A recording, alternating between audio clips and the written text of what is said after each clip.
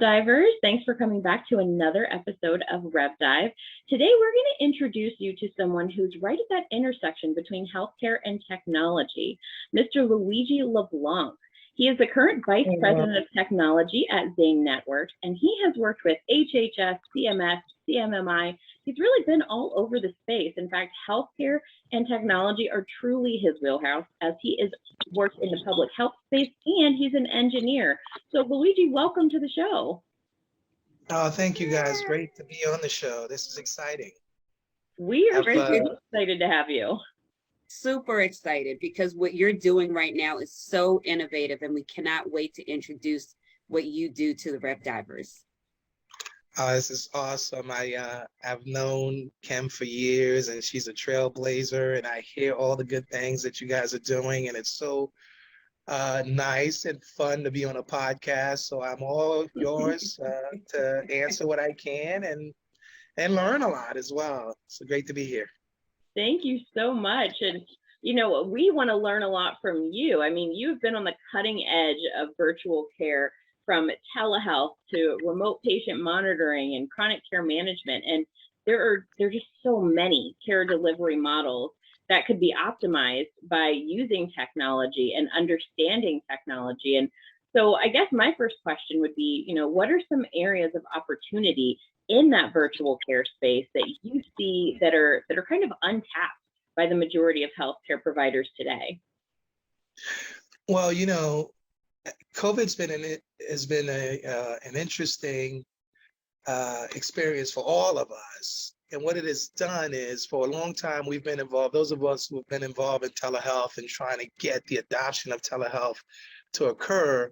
And all of a sudden, we have a pandemic that hit, and globally, everything in our life has had to switch to a virtual environment. I mean, we use FaceTime or Google Talk or Zoom. I mean, these things are becoming verbs when for a long time it's been very hard to get that virtual engagement to become part of our daily lives and our business lives, and that has happened in medicine.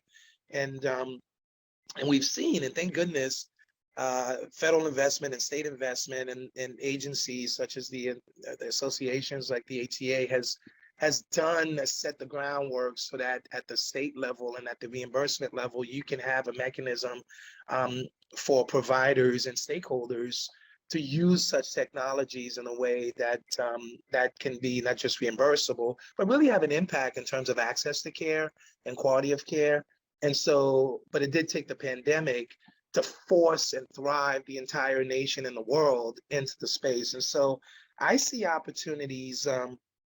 We certainly are now in a market that is the virtual space, whether it's the wearable space, whether it's the screening at the point of care space, or it's the asynchronous or synchronous medicine space.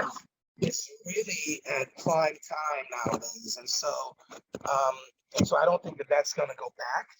I think that is, even as providers and healthcare stakeholders are going into a hybrid model of medicine, we still see that both from a patient satisfaction survey and from the provider's flexibility, we see that this type of virtual health is part of the practice's workflow.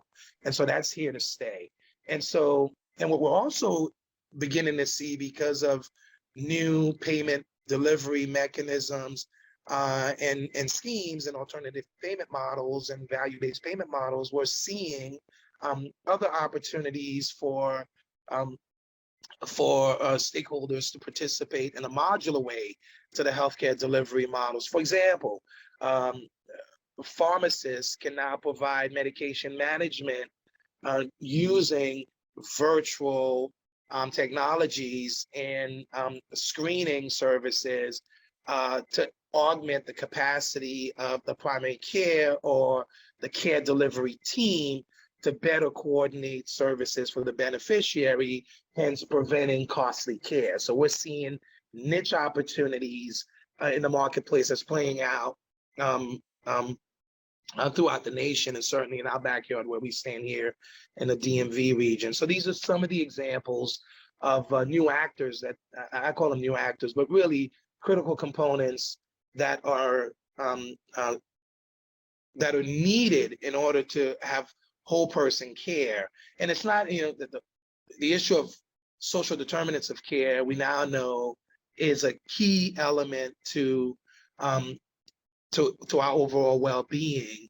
And so we're starting to see payment models at the state level and at the federal level that's incentivizing the social determinants, whether that's food insecurity, whether it's housing insecurity, into the mix. And so virtual health plays a role in that referral side, but also in that coordination of services side to better take care of me.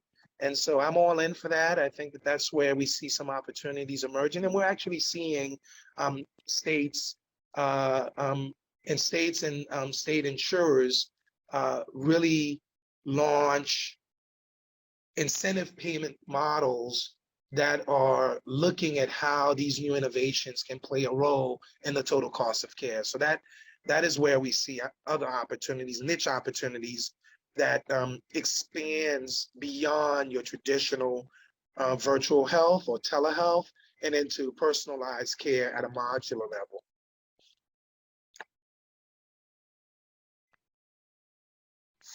Luigi, it's really interesting that you mentioned reimbursement. And, you know, Taya and I and our RevDivers, we commonly see different segments of the revenue cycle overlapping consistently, right? So when we see that overlap, obviously reimbursement is going to tie into technology optimization because it's a holistic approach to care delivery. And you have an interesting background in public health, in interoperability, and especially in technology innovation, right? We're really curious. I mean, I understand your background, but I would love for you to share these experiences and how they intersect and overlap so much, and how you've been leveraging them in your efforts in this space. First of all, let me say I love RevDivers. I've never heard of that, but I love that concept of a RevDiver. So go RevDivers. No, thanks for asking that, Kim, because it has been a journey. And the way I got, just a little bit about how I got into this. As mentioned, I do have a background in electrical engineering, so that's my undergrad.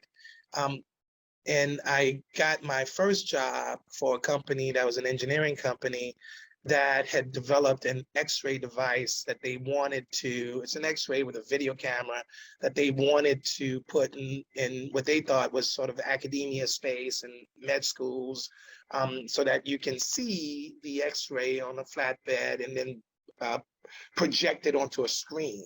And this was back in the days of overhead projectors and so on. And they needed to find a market for it. So that got me, and this was back in 1996, and it got me into the telehealth space because that's when telehealth was really first starting out. And it was largely funded by DOD for theater-based medicine. And I was hired as a sales engineer to try to figure out how this fits in the marketplace. And it exposed me to academia and to how healthcare faculty were using technology early on, and the types of medicine, which was largely driven by video, because bandwidth at that time was really cost prohibitive. And the technology, quite frankly, was clunky, and it wasn't compression technology like what we're doing right now in a podcast, was not as smooth. And so, but what it did teach me is that I needed to understand more than just the engineering, the mathematics of it. I needed to understand the health and the science part of it and the public health part of it. And that's what got me to pursue a degree in public health. And since that time, my role has been to understand the technological needs, but apply it in a way that's going to be pragmatic, and it's going to integrate in the workflow of the practices, and it's going to be cost effective. And I have a particular bias, passion for health equity. And so always work with marginalized population, in addressing health disparities. And so being able to meet people where they're at and to bring them solutions that benefit them at a cost-effective way has always been the driver for us. And so, and that's what drives us. And some of the initiatives that have come out of the federal government that has afforded that opportunity has been some of the efforts around the CMS Centers for Medicare and Medicaid Innovation. And they've looked at ways to address chronic care management and look at targeted quality performance indicators and key quality measures, but tied to actually savings in terms of overall dollar savings. And those savings will come from your traditional reduction of unnecessary high cost care, which is the ED as primary care, reducing that, reducing unnecessary acute care, inpatient care, or if they are in the inpatient care, making sure people are transitioned appropriately so that they can get the outpatient, less costly care, and then preventing the 30-day readmission. And so CMS has incentivized those types of models and tried to learn from it through the CMMI efforts. And we've been fortunate to have been involved with several of those efforts, starting out with chronic care model, looking at residents in the District of Columbia, then looking at then another CMMI model that was targeted around particularly HIV/AIDS, but the same kind of thing. Can you coordinate the care and reach some savings over 4 years for a target population specific around one disease? In this case, it was HIV/AIDS. And more recently, we're involved in a project, again funded by CMMI, looking at children in the New Jersey area who are high-risk kids who either suffer from substance use disorder or their parents are suffer from substance use disorder. And how do you coordinate the care of these?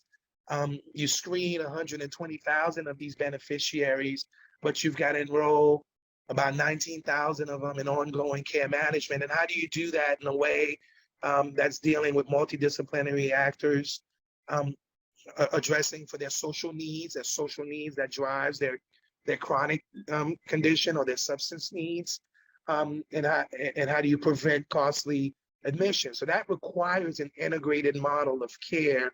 It requires leveraging infrastructures that exist, whether those are health information exchanges in states where they're doing their part to make sure that notification of events that occur are known to the care team so that they can react more quickly and reach that beneficiary and coordinate their services. And how do you do that in a way where you're accounting, you can see when someone may be falling through the gaps, and you can monitor those data points and engage sooner to either get someone through those stages of change or get them maintaining what they've the course that they're on.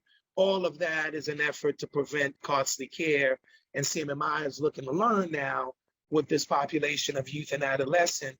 Can they prevent? Can a region save costs by accounting for a total person and bringing in and informing the parts of the system that are responsible for other parts of their needs? And that might be food insecurity or the TANF side.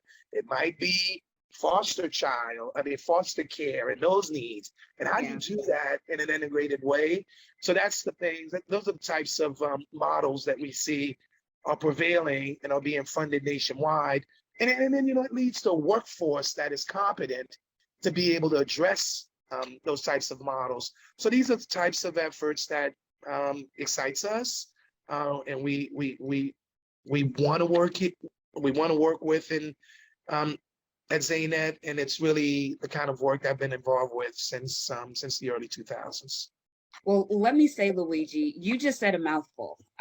You really tied in the importance of interoperability, not only for care delivery, but for revenue cycle improvement and for improving patient outcomes, right? And for reaching those who really need care that might be out of care. You also mentioned the state health information exchanges, and here you mentioned the DMV, DC, Maryland, Virginia area. We have a very unique payment model with our total cost of care model. But we also have some really innovative technology with our health information exchange, CRISP and EHX. Luckily for our listeners and our viewers, you have a national perspective of what state HIEs are doing. Can you kind of give us an idea of some of the trends that we should be, looking out for with state HIEs and the intersection with the community physicians? To the question asked, Kim, that you asked, I think it's really I'm very passionate about this, and that's the returning citizens population, because many of us, those individuals are family members, they are members of our community, and when they are returning back to the community post-incarceration, it's really important that gets done in the transition of not just they're transitioning successfully as an individual, but that their health information and the services that they've gotten while incarcerated transitions as well with them, and it does that in a way that doesn't further stigmatize them or create an environment where they can't transition back into the community in a successful way. Health information exchanges play a key role in that, because they can connect the system within the Department of Corrections and Department of Justice to the healthcare delivery system, so that those residents who are entitled to health services upon reentry continue to get those services, and that their insurers know that they have reentered and are in need of those services. But then the care team can be engaged to continue those services so that they don't relapse and not necessarily go back to jail because they've got because of a break in their continued their continued treatment. And so I'm really passionate about that. I think that is and fortunately for us, we've been working here with our partners in the Health Information Exchange, the insurer, and also the Department of Justice, Department of Correction, to address that, and have made great strides in that. But that's the kind of value service that a health information exchange can offer to us as consumers of and owners of the data. Okay. This has been so informative, Luigi. We really, really, really appreciate you being here today. You've really shed a lot of light on leveraging technology and innovation, improving care, public health, revenue cycle improvement, and reimbursement optimization. This is all really fascinating. So it's always a pleasure to have people like you with your type of insight share this knowledge with our RevDivers. So thank you so much for being with us today. And thank you guys. Thanks for leading the charge. I mean, you've always been a trailblazer and continue to trailblaze. Congratulations on everything you're doing. Thanks for inviting me, and go RevDivers. I like it, man. Thanks, Luigi. Taya and I are so passionate about this, as passionate as you are. And thanks everyone for joining today. We look forward to seeing you on the next episode of RevDive.